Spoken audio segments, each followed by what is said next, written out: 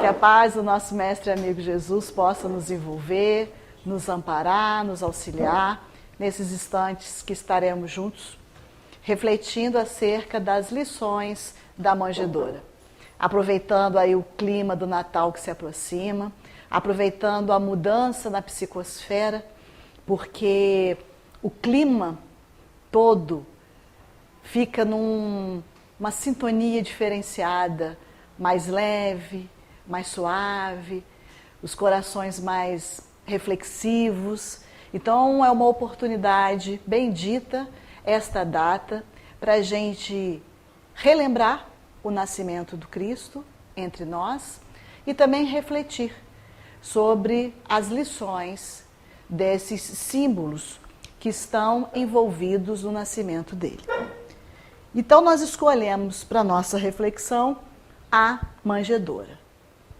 E como está descrito pelo evangelista Lucas, no capítulo 2, versículo 7, e ela, Maria, deu à luz seu filho primogênito, enfaixou, deitou na manjedoura, porque não havia lugar para eles na sala de hóspedes.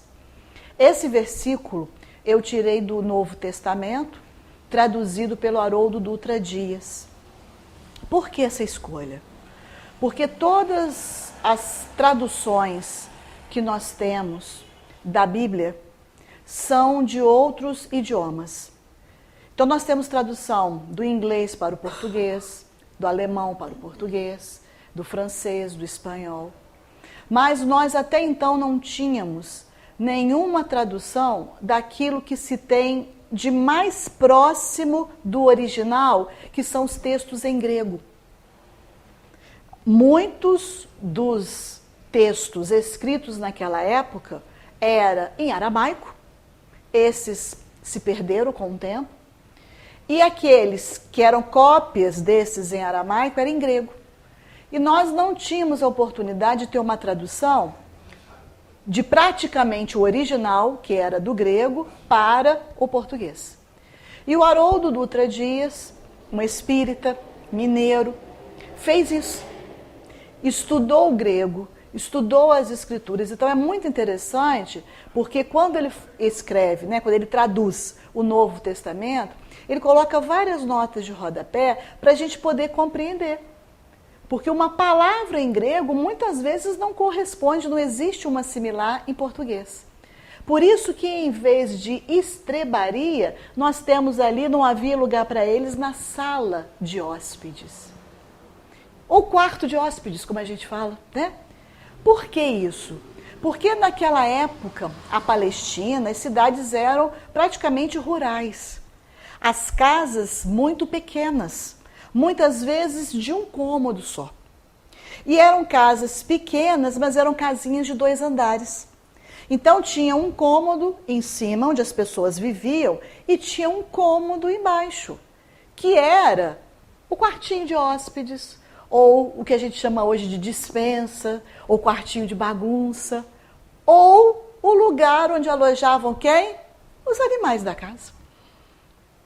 Da necessidade de se alojar animais, que aquelas casas tinham vários animais domésticos, para que eles se protegessem, né? Sol, chuva, vento, frio, calor, existia esse quartinho, que traduzido a gente coloca como uma estrebaria, que é o que nós conhecemos onde ficam os animais.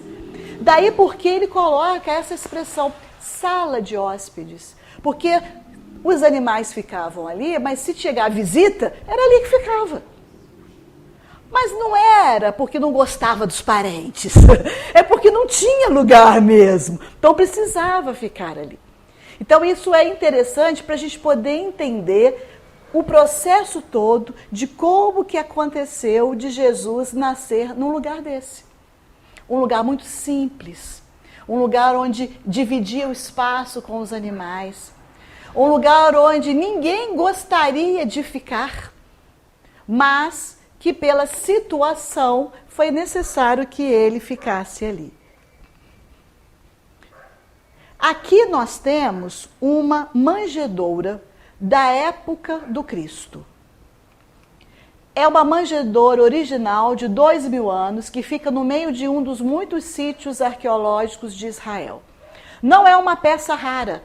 Centenas e centenas foram encontradas, pois foi numa pedra e talhada como essa que Maria forrou o fundo e deitou o pequeno Jesus em meio aos animais que estavam ao redor.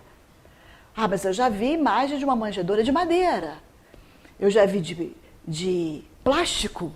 Hoje em dia tem. Se a gente entrar numa casa de produtos para animais, nós vamos encontrar um coxo de plástico. Mas na época de Jesus, era esse o material que era usado.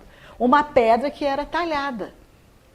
Então, quando a criança nasce, ela olha em volta, o único lugar que serviria de berço para a criança ser colocada ali era essa manjedoura.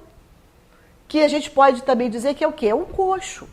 É um reservatório aonde se colocava o alimento para que os animais pudessem comer. A gente não faz isso hoje em dia também? Quem tem pet? Não tem o potinho da água, não tem o potinho da ração? Então, naquele tempo também havia tudo isso e era naquele lugar ali que ela colocou. Mas o interessante é a gente entender que quando uma mulher está grávida e esperando um filho e vai chegar um membro novo na família, normalmente o que nós fazemos? A gente prepara para a chegada daquele novo membro. Compra-se roupas com antecedência, acessórios, móveis, prepara-se um quarto, claro que dentro das possibilidades econômicas de cada um. Maria provavelmente fez a mesma coisa. Devia ter um lugar na casa dela para receber a criança. Devia ter roupas, devia ter sapatinhos, manta, tudo isso para Jesus. Então, por que naquele momento do nascimento a criança estava desprovida de tantas coisas? Porque nesse período houve, pelo imperador César Augusto, um recenseamento, igual o censo que nós temos hoje em dia. Só que naquela época, para se responder a esse censo, era necessário que a pessoa voltasse à sua cidade de origem. Imagina a gente aqui em Juiz de Fora, e se alguém aqui nasceu no Maranhão e vai ter o censo, vai ter que voltar para lá só para responder as perguntas do censo? Para Manaus? Para Porto Alegre? E aquela época era assim que se fazia. Por quê? Porque isso não tinha a tecnologia que nós temos hoje, né, gente? Para fazer esses questionários. Então era necessário que as pessoas voltassem à sua cidade de origem para que se fizesse uma contabilidade de quantas pessoas haviam naquelas cidades. Para quê? Para que o Império Romano, que dominava tudo, soubesse quantas pessoas estavam sob o seu domínio e que eles pudessem cobrar impostos dessas pessoas.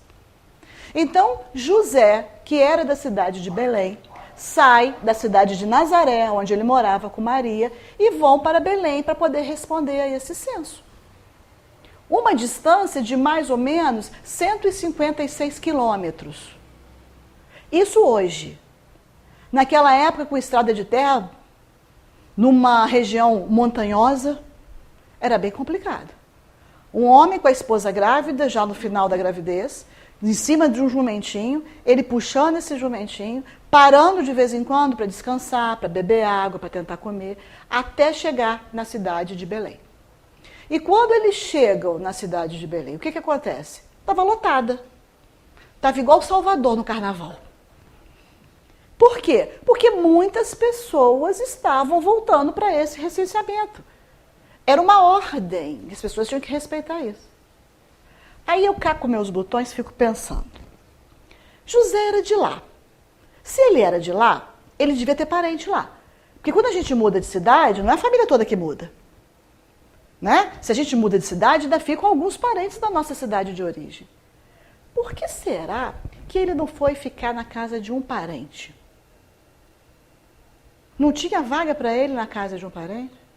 Mas você lembra que eu falei antes que as casas eram pequenas? Que tinham um cômodo só? As pessoas eram muito, muito simples? E que a cidade estava abarrotada de gente? Provavelmente ele não encontrou vaga nem na casa dos parentes, porque quem chegou primeiro já pegou a vaga lá do quartinho de hóspedes. E aí José com Maria vai em hospedagens, que são o quê? Uma pousada, um lugar para dormir. Ele não ficou na estrebaria por uma questão de pobreza. Porque uma pessoa que procura uma pousada é porque ela tem condições de pagar por uma noite. Ele era trabalhador. Ele provavelmente tinha o seu salário. Se ele não pudesse pagar uma hostelagem, ele nem teria procurado uma. Só que todas que ele procurou, qual era a resposta? Não temos vaga. Até que um se compadeceu da situação e falou, olha, o único lugar que eu tenho é ali, onde estão os animais. E eles então, cansados, depois de uma viagem dessa, exaustiva, Maria já devia começar a sentir dor de parto. Não dava nem para pensar muito, não. Já tinha rodado vários lugares e não conseguiu. Tinham que se alojar ali naquele lugar. Agora, olha que interessante. A gente vai levantando hipóteses, suposições, coisas que podiam ter acontecido. Tinha que nascer ali mesmo. Deus sabia que o seu emissário divino precisava chegar nesse mundo de uma maneira muito simplória, sem ofuscar, sem ostentação. Então é por isso que Jesus nasce entre nós nesse lugar, nessa estrebaria, nessa manjedoura que ele é colocado ali. E aí nós vamos ver que tudo isso que envolve essa manjedoura tem sempre símbolos. Porque tudo que Jesus fez, falou e exemplificou traz uma lição para a gente. Nada passou em branco, nada foi obra do acaso, nada foi só apenas circunstâncias. Não. Tudo tem um propósito para que fosse desse jeito, dessa maneira. Jesus é o espírito de maior envergadura moral que nós conhecemos. Não que só exista ele. Existem outros espíritos da mesma envergadura que ele. Mas que nós conhecemos é só ele. Então, de todo o nosso planeta Terra, o espírito mais superior, mais perfeito que nós conhecemos é ele. E é alguém que ao chegar aqui nesse planeta, para passar por uma encarnação, chega de uma maneira assim, simples, tranquila, serena, sem estardalhaço, sem festividades, sem fogos de artifício, mostrando para a gente muitas das suas lições. E essa manjedoura, ela é o início de um ciclo, ela é o início de uma jornada. E aí nós vamos ver por que vai ser início de uma jornada. Esse livro, Em Torno do Mestre, foi escrito por Vinícius. Vinícius é o pseudônimo de um espírita paulista que trabalhou muito em favor do espiritismo. Ele desencarnou em 1966. Então, os livros dele são escritos por Vinícius, mas não é esse o nome dele. E nesse livro, Em Torno do Mestre, ele tem uma mensagem, que é a manjedoura de Belém. Uma curiosidade. A palavra Belém significa casa do pão. Guarda isso, que depois nós vamos voltar nisso, tá? Então ele fala, vemos naquela manjedoura, onde outrora Maria deitou o menino Jesus, depois de enfaixá-lo cuidadosamente, um símbolo eloquente, cheio de encanto e de sabedoria. Os símbolos valem pelas ideias que representam. Eles têm corpo e alma, constituem esplêndidos aparelhamentos de ensino e de aprendizagem. A manjedoura de Belém está neste caso. É um símbolo empolgante. Ela alegoriza o coração humano, onde deve realizar-se o nascimento do Mestre e Senhor da humanidade. Para recebê-lo, uma só condição se nos impõe, que o nosso coração adquira aquele cunho de humildade que caracteriza a manjedoura. É tudo. O mais virá pela influência do seu poder e da vitalidade fecundante que seu espírito nos comunicará. Dentre todas as coisas que o Vinícius falou aqui, eu destaco ali, ela alegoriza o coração humano, onde deve realizar o nascimento do Mestre. A manjedoura, esse símbolo da manjedoura, a gente tem que transportar lá de Belém, daquele estábulo de 2000 anos atrás, para o nosso coração. para que a gente possa receber o menino Jesus no nosso coração. Olha que coisa significativa que ele falou. E outra coisa que vai caracterizar tudo é a humildade. Existem vários aspectos do símbolo da manjedoura, mas talvez a humildade seja o principal de todos eles. Porque Jesus foi aquele que, ao chegar aqui e passar por aqui, foi o único que fez com que a história se dividisse entre antes e depois dele. E isso já nos mostra a importância desse ser. A importância não só histórica, mas espiritual e também de encaminhamento da humanidade. Então, quem o haveria de dizer? Não há ser humano mais débil do que uma criança. Não há habitação mais pobre do que uma gruta, porque pode ser também que essa casinha, esse estábulo, ficasse numa gruta, porque também é uma região de muitas grutas. Como naquela época era muito difícil de se registrarem as coisas, não tinha cartório, não tinha nada, né? Os arqueólogos fazem suposições de como que sairia, mas para reconstruir todo esse ambiente é muito difícil. Porque muitas guerras já aconteceram naquele lugar, muitas coisas já se perderam, né? Então, era um estábulo, esse estábulo estava dentro de uma gruta. Existem várias possibilidades. Não há berço mais rudimentar do que uma manjedoura, principalmente aquela de uma pedra talhada que a gente viu antes. Entretanto, esta criança, naquela gruta, naquela manjedoura, haveria de transformar o curso da história. Mesmo as pessoas que hoje não são cristãs, mesmo as pessoas que não seguem Jesus. O antes e depois de Cristo é para todos. Ele é o governador do nosso planeta para todos. Mas como é que faz para ajudar um povo que não o segue? Ah, ele é muito esperto. Ele manda emissários. Então existem emissários muçulmanos, hinduístas, budistas. Então, se a Índia não é cristã, mas existem pessoas que são enviadas pelo Cristo para ajudar aquele povo. O coração é tão magnânimo que ele não se importa com isso. O que é necessário para ajudar aquele povo? Manda o fulano para lá. O que é necessário para o outro? Manda para lá. São os missionários que estão espalhados pelo mundo afora para nos ajudar a crescer e a evoluir.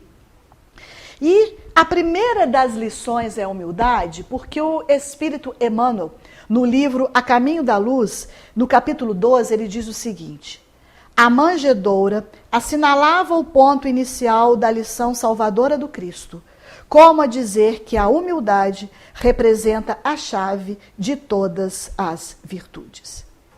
Quando então Jesus surge na manjedoura, ele vem mostrar para a gente o que é ser humilde. Ele está representando a humildade. E nós, muitas vezes, colocamos a humildade em segundo plano.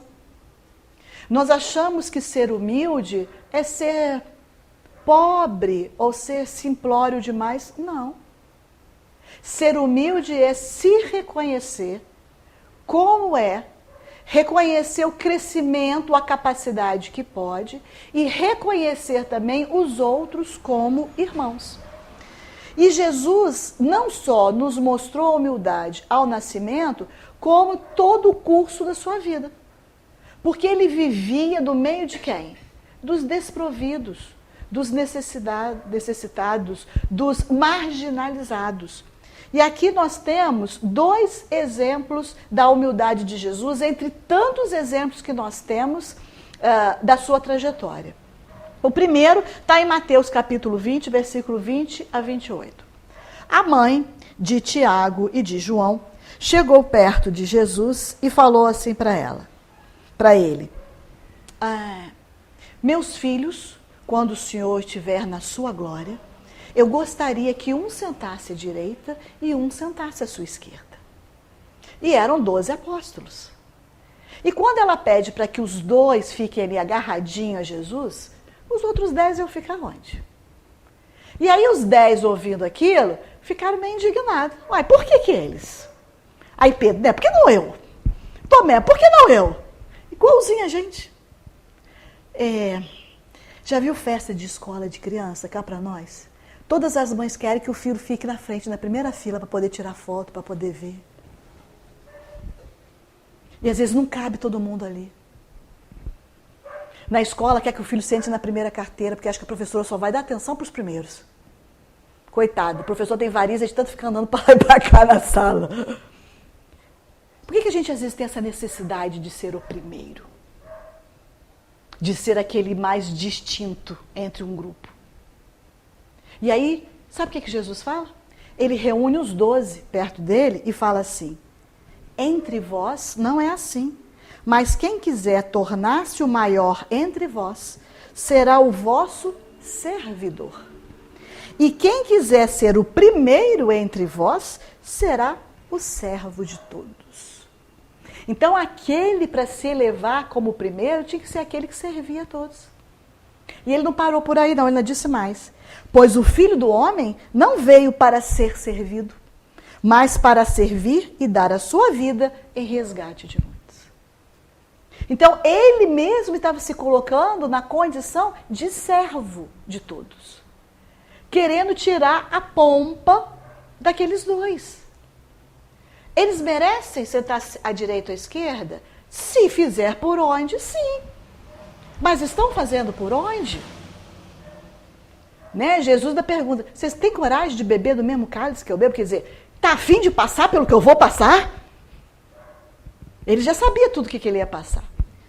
E o outro exemplo dele, quando ele lava os pés dos apóstolos. Ô, gente, e era pé sujo, tá? Não era pé limpinho, não. Por que não era pé limpo? Primeiro, porque era sandália que se usava naquela época. Segundo, as estradas eram de quê? Terra, empoeiradas. Tinha água para tomar banho fresquinho todo dia? Tinha água encanada, igual nós temos hoje? Não. A realidade era muito diferente do Oriente daquela época. Então, quando Jesus se ajoelha no chão e começa a lavar, sabe quem é que fazia isso? Os escravos. Isso era tido como um trabalho sujo. Quem cuidava dos cadáveres, quem recolhia lixo, esses serviços eram considerados muito sujos pela sociedade. E quem praticava isso eram os escravos, porque existiam escravos naquela época. Jesus, então, faz o papel de um escravo. Um ser crístico. Um ser dessa magnitude que ele já tinha naquela época. Nós poderíamos dizer hoje, vai se rebaixar a fazer isso? Não é rebaixamento, é humildade. É reconhecer que aquele que ajuda os outros, aí sim é que ele se eleva. E o que a gente vê no dia de hoje? Os narizinhos aonde? Lá na testa. Sabe com quem está falando? Está demorando para me atender? Olha, a gente tem uma trajetória muito longa pela frente, né? Para a gente não ter agora ainda, no princípio da nossa trajetória, já ter essa presunção ou ter essa arrogância. Então nós precisamos avaliar o exemplo do Cristo, porque ele é o nosso modelo e guia, para que a gente possa trabalhar em nós o quê? A humildade. E conquistar cada vez mais essa virtude, porque no dia que a gente conquistar essa virtude, outras serão acrescentadas, outras virão. Porque essa é a base de muitas das virtudes. E o termo humildade vem da palavra humus, que é de origem latina. E a palavra humus significa terra fértil, rica em nutrientes e preparada para receber a semente. Assim, uma pessoa humilde está sempre disposta a aprender e deixar brotar no solo fértil da sua alma a boa semente. A verdadeira humildade é firme, é segura, é sóbria, longe de ser servidão. É, antes de tudo, independência, liberdade interior que nasce nas profundezas do espírito. Jesus tinha essa liberdade. Ele não se prendia a nada e nem ninguém, porque tinha isso interiormente. Então, essa palavra humildade vem de humus, é de terra fértil. Precisamos nos tornar em terra fértil, que recebe uma semente boa e que permite que essa semente possa florescer e frutificar. Essa frase foi dita, acho que eu tenho um ano aqui, em 2021, em dezembro, todo ano em dezembro, o Papa faz uma audiência geral lá no Vaticano.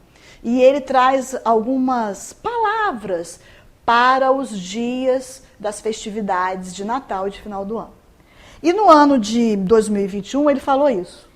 A pessoa que não tem humildade não tem horizontes diante de si. Tem apenas um espelho. Olha para si mesma. Porque o contrário da humildade é o egoísmo.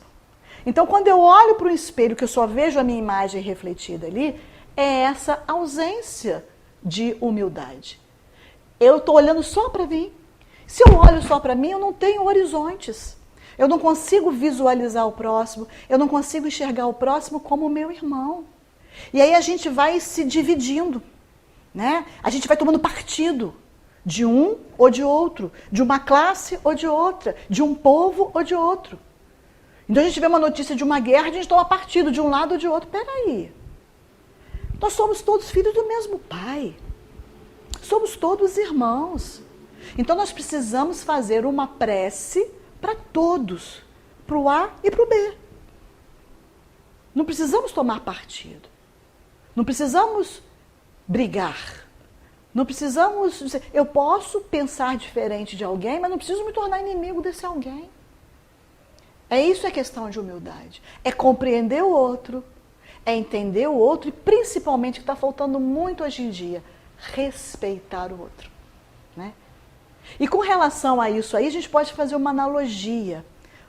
O oceano, que é uma coisa muito interessante, né? Porque o mar é salgado, mas ele recebe água de onde?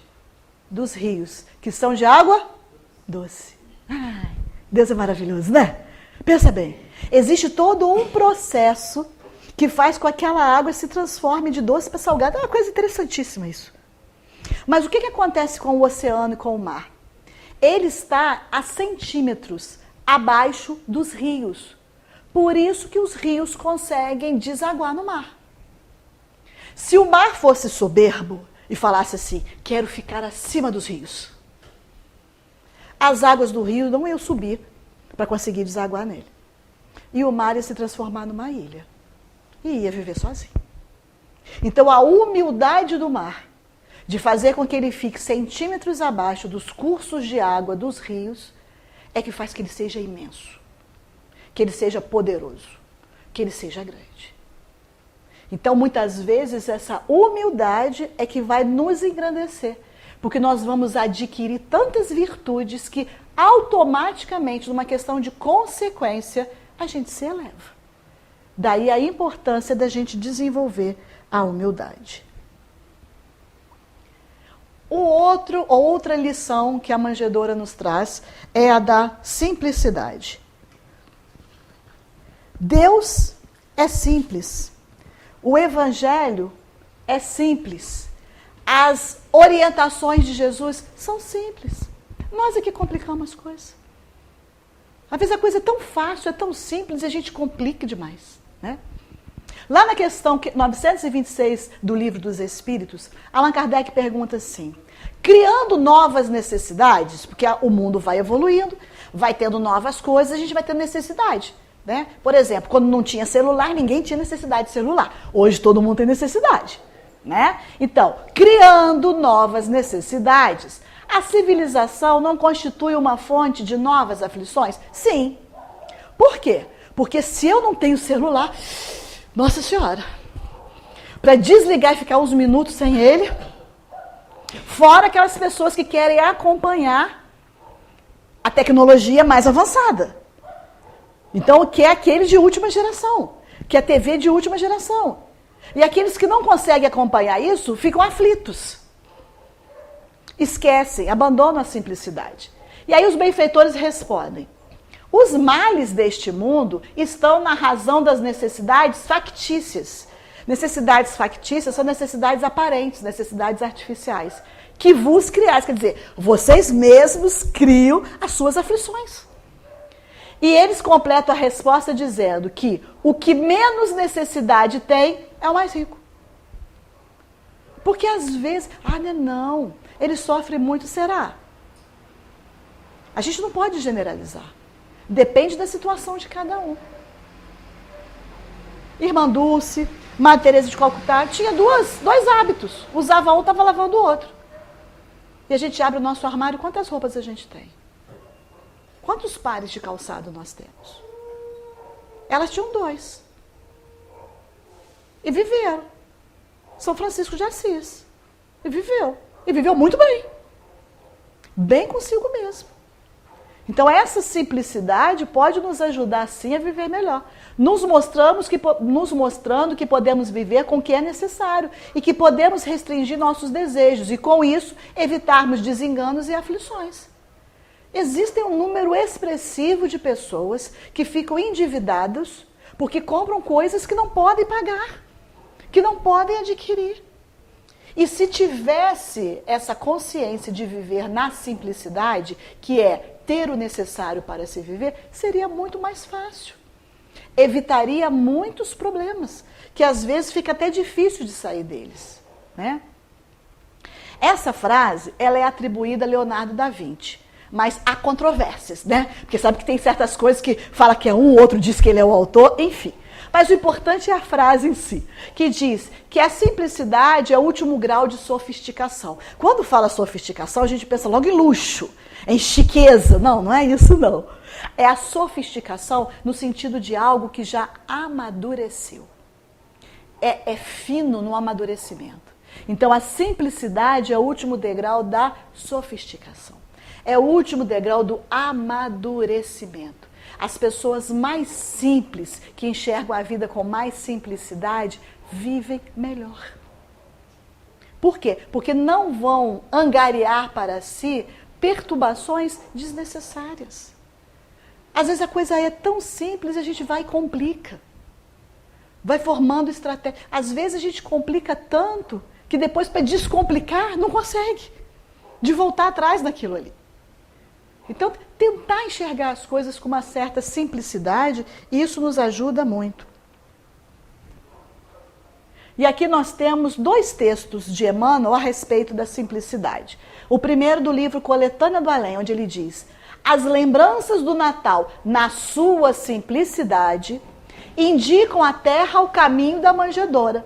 Sem ele, os povos do mundo não alcançarão as fontes regeneradoras da fraternidade e da paz. Se nós não voltarmos para essa simplicidade, vai ficar difícil da gente alcançar essa fraternidade e a paz. E no livro Perante Jesus ele diz: empobreçamo-nos de aflição inútil. Então vamos ficar pobres daquilo que é inútil, daquilo que não acrescenta. Olvidemos, esquecemos o luxo dos detalhes vazios.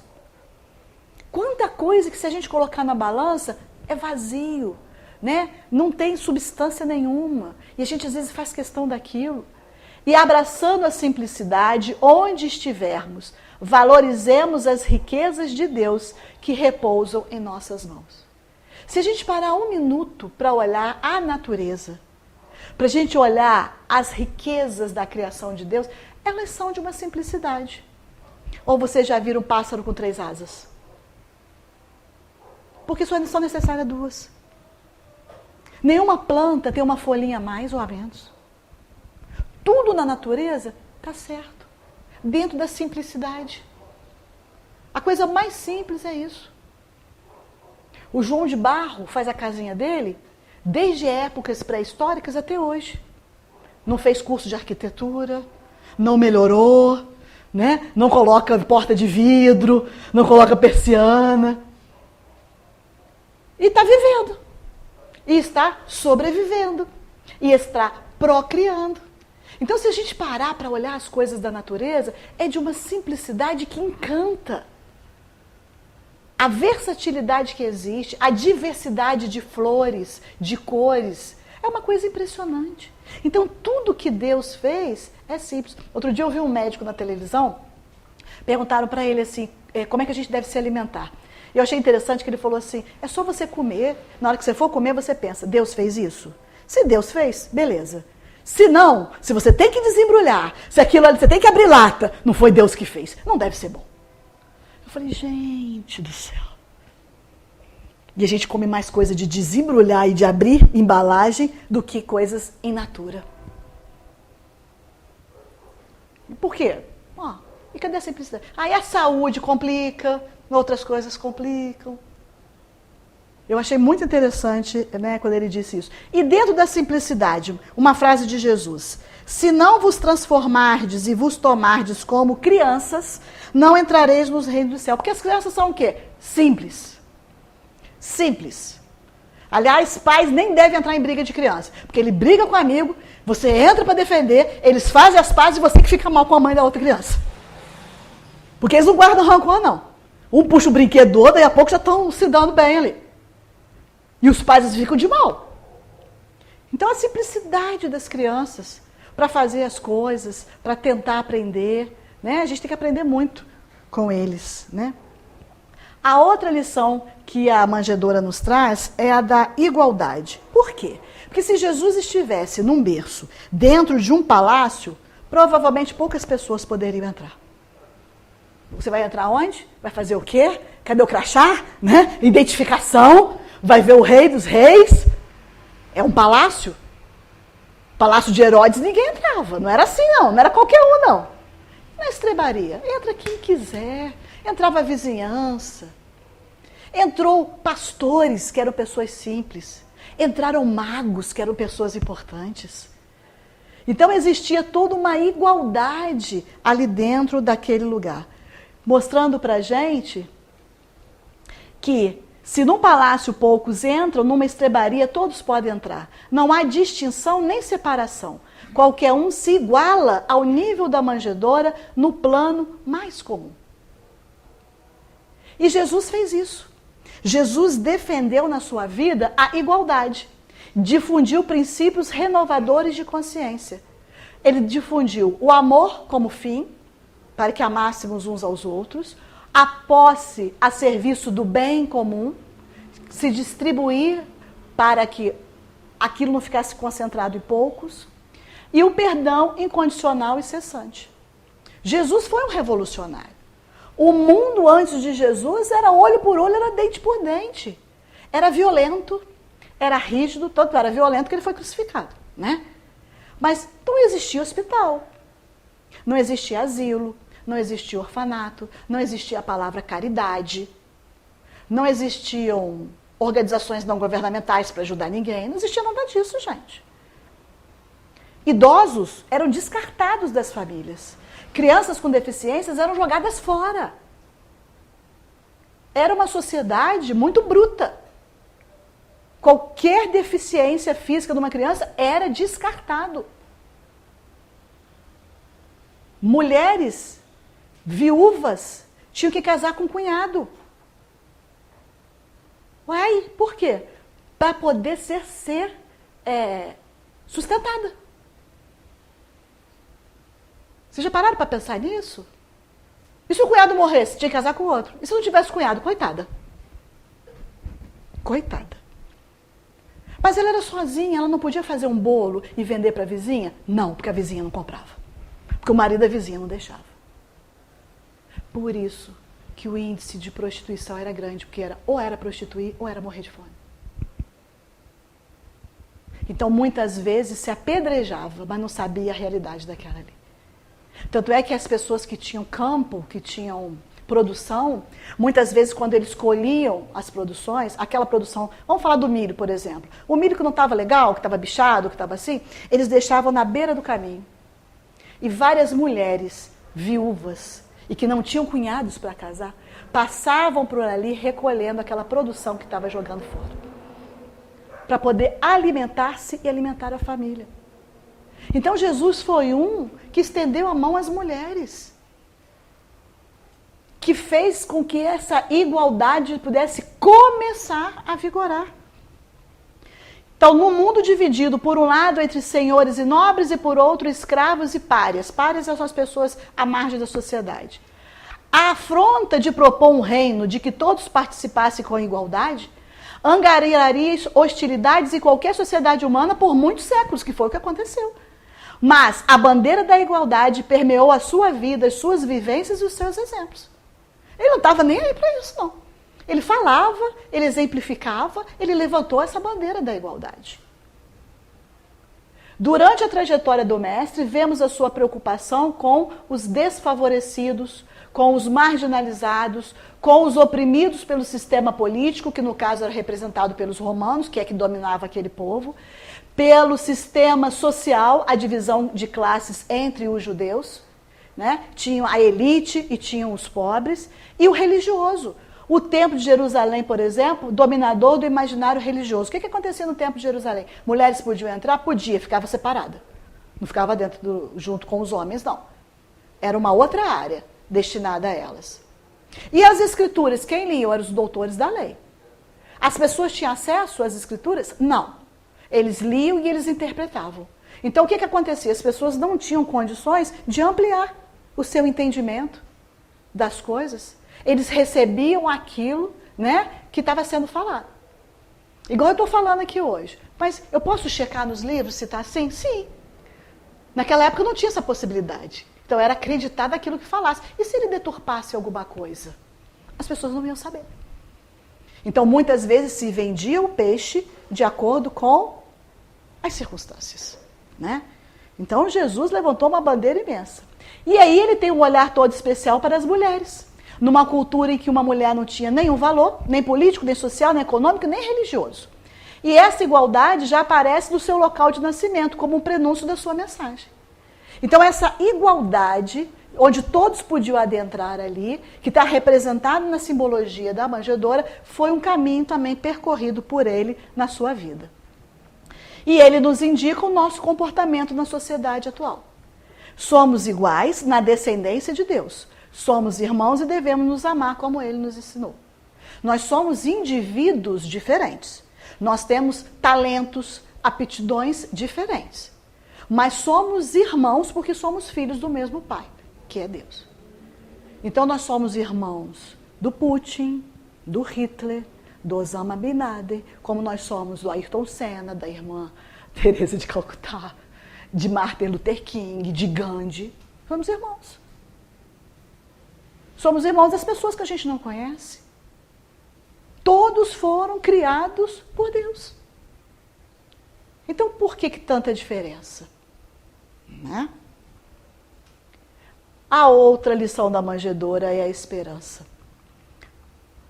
Por que a esperança? Imagina uma mãe com um filho recém-nascido numa cidade estranha, num estábulo. Tem que ter muita esperança, não tem? De que coisas melhores virão. Porque senão o que a Maria fazer? Sentar e chorar. Meu Deus, o que vai acontecer comigo? O que vai acontecer? Qual vai ser o futuro? E pelo que a gente tem dos registros, principalmente de Lucas, porque o Lucas, ele detalha mais o nascimento de Jesus, porque Lucas conheceu pessoalmente Maria. Depois que Jesus foi crucificado, Maria foi morar em Éfeso com João. E Lucas foi lá visitá-la e conversou com ela. Então vocês podem ver que dos 4 evangelhos, tem evangelho que nem cita o nascimento de Jesus. O de Lucas é o que traz mais detalhes. Por quê? Porque ele pegou as informações diretamente de Maria. Mas é claro que não dava para escrever tintim por tintim, gente. Era uma época que até a escrita era difícil. Não era papel fácil de entrar na papelaria e comprar, era pergaminho. Então, muita coisa ele resumiu, ou ele omitiu, né? Mas imagina se naquele momento, é claro que ela tinha que ter esperança. Claro que José tinha que ter esperança. Porque eles foram avisados do que iria acontecer. Que ia receber um filho, quem era esse filho. Se eles não têm esperança em Deus, nossa senhora, o que ia acontecer? Qual seria o futuro daquele menino dali para frente? E a gente vê também na vida de Jesus outras situações muito fortes de esperança. Como essa primeira aqui, que é a filha de Jairo, que estava numa situação de morte aparente. E Jairo, num desespero, vai atrás de Jesus, pedindo Jesus para curar a sua filha. Se Jairo não tivesse esperança de que Jesus pudesse curar a filha, ele tinha ido lá ao encontro de Jesus? Não. Não vai adiantar mais. Pronto. Então ele teve esperança. Isso o movimentou a ir até lá. A mulher hemorroidiça. Essa mulher estava com uma hemorragia há anos, que não curava. Olha a história que eu falei de uma mulher. As mulheres não falavam com o homem em público, não, nem com o marido, na rua. Era culturalmente proibido uma mulher se dirigir, elas conversavam entre elas. Mas com o homem na rua não podia. Aquela ali não só ela não grita, ela puxa a roupa, ela toca na túnica de Jesus. Rompendo com todos os paradigmas daquela época. E por quê? Porque ela tinha esperança de que aquele homem a curaria, como a curou. Quando ele pergunta, não é quem me tocou? Você fala, mas nós vamos saber, tem um monte de gente aqui, muita gente esbarrou. Não, porque de mim saiu virtude. Então aquela mulher naquele momento teve uma esperança enorme.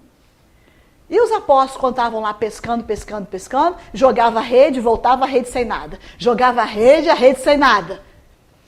E eles viviam disso, gente, era a sobrevivência deles. Havia necessidade de que se pescasse com certa frequência, para que se vendesse os peixes e pudessem se alimentar. E eles já estavam ali quase desistindo. E Jesus falou, não, ó, chega mais para lá, joga a rede ali. Aí ele, não, já jogamos aqui nesse mar todo, não pegou nada, nós vamos para casa. Não. O que eles fizeram? A esperança de conseguir o peixe. Jesus, não, mais para cá, né? Foi orientando eles ali, eles jogaram. E, nossa, quase que virou o barco de tanto peixe que eles conseguiram ali. Então, aquela esperança de que o mundo seria melhor com aquela criança que estava reencarnando, e ele exemplificou aqui também para a gente. Então, nós precisamos ter esperança. Por que a manjedoura é símbolo de alimentação? Mas ela não é um coxo onde coloca alimento para os animais? Se é um lugar onde coloca alimento para os animais e Jesus foi colocado ali, a gente deduz que Jesus é o nosso alimento. E ele disse isso também. Quer ver? Deixa eu ler aqui direitinho. Eu sou o pão vivo que desceu do céu. Quem come desse pão viverá para sempre. E quando Jesus fala pão, porque pão era o alimento mais simples de ser confeccionado, que também não era feito em padaria. Os pães eram feitos em casa. As pessoas faziam os seus pães. Era tudo artesanal. Então, quando Jesus diz que ele é o pão da vida, e pão alimenta o corpo, e ele em espírito nos alimenta também espiritualmente. E aí, quando eu falei que Belém significa casa do pão, em hebraico, onde que ele nasceu? Em Belém. Foi por acaso? Foi por acaso que ele falou que ele é o pão da vida, que nos alimenta, né? A manjedoura não é o lugar do alimento? Jesus foi colocado ali como alimento para nós. Ele nos alimenta com a sua vida, com os seus ensinos e os seus exemplos. E ele disse, eu sou o pão vivo que desceu do céu, quem come desse pão viverá para sempre. Isso significa que ele é para a alma o que o pão é para o corpo, seu alimento. Assim como o pão alimenta o organismo físico, Jesus é quem alimenta, nutre e sustenta o espírito. E aí a gente tem que se fazer uma pergunta. De que eu estou alimentando o meu espírito? De alimento a gente sabe o que a gente põe na boca todo dia que a gente come. Mas espiritualmente? O que eu estou vendo? O que eu estou lendo? O que eu estou ouvindo? O que eu estou comentando? O que está chegando para mim e está me alimentando espiritualmente? A gente precisa ter um filtro aí também.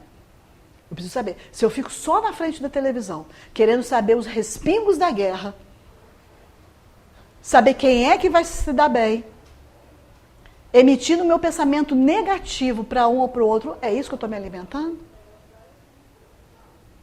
Hoje eu vi uma cena na televisão de um restaurante em Manaus, que estava lotado e tinha mesas juntas, assim, né? Que tinha um grupo maior, tinha acho que 3 mesas, mas só 2 estavam sendo utilizadas. Uma não estava. E o gerente pediu para ceder aquela que não estava sendo usada, para que uma outra pessoa pudesse utilizar. A pessoa que estava nessa mesa levantou e deu um soco no gerente. Um soco. Porque ele pediu uma mesa. Então são essas atitudes que a gente vê, que a gente pensa, está faltando o quê?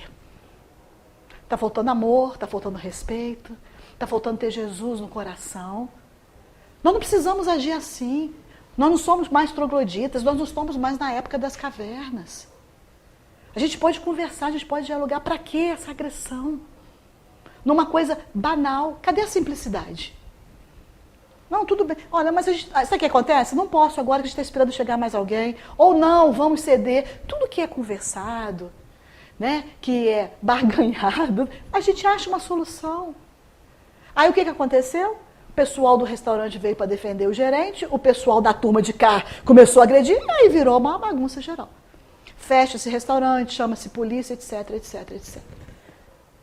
Então, quando a gente vê esse tipo de coisa, a gente fica pensando, meu Deus. Aí o que a gente tem que fazer numa situação dessa? Prece.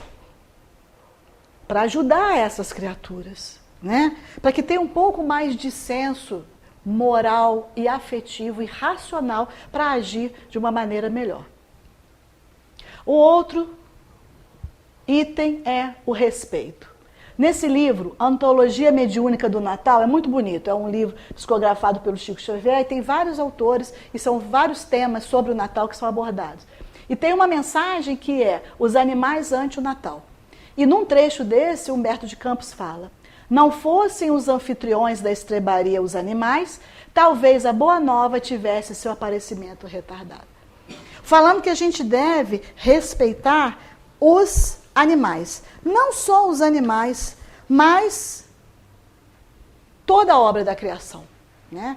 Quando Francisco de Assis fez o primeiro presépio, porque ele queria mostrar para o povo da aldeia como foi o nascimento de Cristo, e isso em 1223, então ele pegou pessoas, pegou coisas, pegou uma gruta, e ele foi exemplificando, né, através de um presépio, como foi o nascimento de Jesus. E ele coloca ali os animais.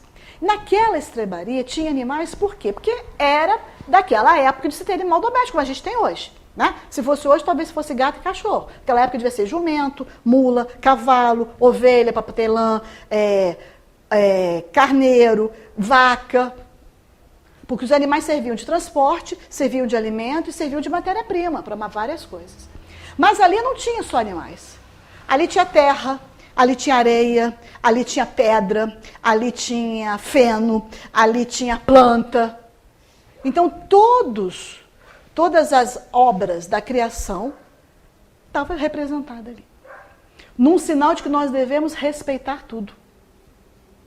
Respeitar os animais. Então eu passo na rua, tem uma árvore, tu arranca uma folha, arranca uma muda de outro lugar. Isso eu não estou respeitando a obra da criação divina. Então o respeito vem nesse sentido, da gente poder olhar para tudo e reconhecer que ali tem obra de Deus.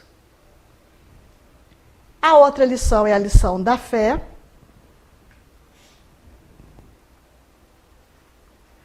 Chegaram em Belém, Maria e José, cansados da longa viagem. Procuraram um lugar, uma casa para pousarem, e só receberam não. Uma vez, duas, várias. Decidiram então ficar numa estrebaria. E quando a criança nasceu, olharam para o lado e como berço só havia uma manjedoura. Maria e José estavam em paz, tranquilos, com aquela fé que lhes é comum. Sabiam que o amparo divino estava presente naquele local. Confiantes, desfrutaram da alegria que o momento lhes reservava, que é a chegada do filho. Quando tudo parece adverso, a fé ilumina o caminho e a todos envolve nos seus braços luminosos. Como é que a gente pode ter tanta certeza que Maria estava com fé naquele momento? Porque quando o anjo Gabriel apareceu para ela e falou que ela ia dar luz a um menino, lembra da história? O que ela falou?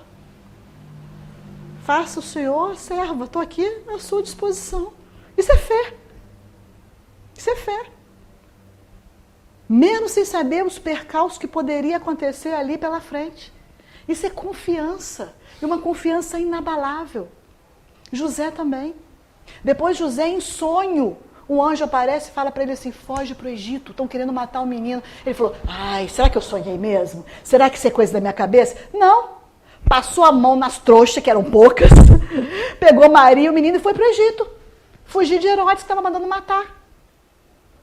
E matou vários bebês, meninos de 0 a 2 anos, achando que estava matando Jesus. Foi uma matança geral. Você já imaginou o que é? Soldados entrar numa casa, arrancar uma criança e matar? Tirar do seio da família? E tem gente que diz que hoje está tudo perdido, que antes era melhor. Situação difícil. E aí a fé, a gente pergunta, e nós temos essa fé? Quando a dor bate à nossa porta, quando uma aflição chega, quando uma situação adversa chega, a gente titubeia ou a gente fala, não, Jesus está no leme, Deus é Pai, sabe o que eu estou passando, o que eu preciso. Então que Ele me dê força para superar isso. A gente não pode pedir a Deus para tirar os percalços da gente, não, porque é com esses percalços que a gente cresce. No comodismo ninguém cresce, não. Então se a barra está pesada, pede força, mas vamos em frente. Mas por quê? Porque Ele não dá o peso maior do que a gente pode carregar. Só por isso. Pode ter certeza. Pode estar pesado, pode estar difícil, mas no tamanho certo que a gente tem ombro para carregar. Senão, Ele não tinha dado. É bondoso. É Pai de misericórdia, é Pai de justiça. A gente que é imperfeito não dá para o filho que às vezes carregar a mochila da escola. Se bobear, a gente carrega. E Deus, que é muito magnânimo, muito maior do que tudo isso. Né? Abnegação. Jesus abriu mão de muita coisa para estar aqui conosco. Jesus vive num lugar que não dá nem para a gente imaginar. Porque como Ele é um espírito perfeito, Ele vive com outros espíritos perfeitos. Então Ele vive num ambiente perfeito. Então a gente fala que é um mundo crístico. Que como o nosso é muito imperfeito, a gente não consegue nem imaginar como é que é isso. Então Ele abriu mão disso para encarnar aqui, para nos trazer a luz do seu Evangelho. Isso é abnegação. É abrir mão de si mesmo em benefício do próximo, em benefício do outro. E lá no Livro dos Espíritos, na questão 912, Kardec pergunta, qual é o meio mais eficiente de combater o predomínio da natureza corpórea? Praticar a abnegação. É pensar mais nos outros do que em si mesmo. Isso que é praticar a abnegação. Bezerra de Menezes, quando tinha 50 anos que estava no mundo espiritual desencarnado, chegou um emissário para ele e falou assim, tem um convite para você, de Maria Santíssima, para você trabalhar com ela. Assim, juntinho. Subir esferas superiores para trabalhar com Maria. Sabe o que é Bezerra de Menezes? Eles sabem para que pergunta, né? Porque se é Verônica, vamos, eu já estava com a minha bolsinha embaixo do braço, falando, qual é o caminho? Já estou indo, né? Bezerra de Menezes falou assim, agradeço demais a Maria, mas fala para ela que enquanto tiver um dos meus irmãos no Brasil sofrendo, eu quero ficar por aqui ajudando eles. Será que a gente tinha essa abnegação? Ou a gente queria ir para lá? Isso é abnegação. É abrir mão de um dito privilégio para poder ajudar os outros. Então Jesus fez muito disso, né? E Ele nos pede, se alguém quiser vir após mim, renuncie a si mesmo. Abra mão das suas coisas, daquilo que você acha importante e segue o meu caminho, segue o meu roteiro. E o último e não menos importante, a lição do amor. Quanto amor naquele momento, quanta emoção de receber o filho nos braços, independente da situação em que se encontrava. E essa criança cresce e nos apresenta um código de amor incondicional. E o que é o amor? No Evangelho segundo o Espiritismo, no capítulo 11, nós encontramos a definição de amor. O amor resume a doutrina de Jesus toda inteira, visto que é esse o sentimento por excelência, e os sentimentos são os instintos elevados à altura do progresso feito. E o amor é de essência divina, e todos vós, do primeiro ao último, tendes no fundo do coração a centelha desse fogo sagrado. Todos, eles dizem, mesmo aqueles que a gente acha que tem um coração de pedra, tem uma semente de amor ali dentro, porque é filho de quem? De Deus. Né? Então a gente podia ficar aqui até meia-noite, né? Porque não dá tempo. E, é claro, uma pretensão nossa, achar que a gente vai esgotar todas as lições que a manjedoura traz. Se a gente fosse perguntar para vocês, provavelmente vocês lembraria de mais uma, né? Mas se Jesus não nascer e crescer na manjedoura de nossa alma, em vão os anos novos se abrirão iluminados para nós. Então nós possamos aproveitar esse Natal, fazer do nosso coração uma manjedoura para que Jesus seja acolhido nessa manjedoura. Que neste Natal, em cada coração, estejam presentes as lições da manjedoura de Jesus. Desejo um Feliz Natal para todos e muita paz.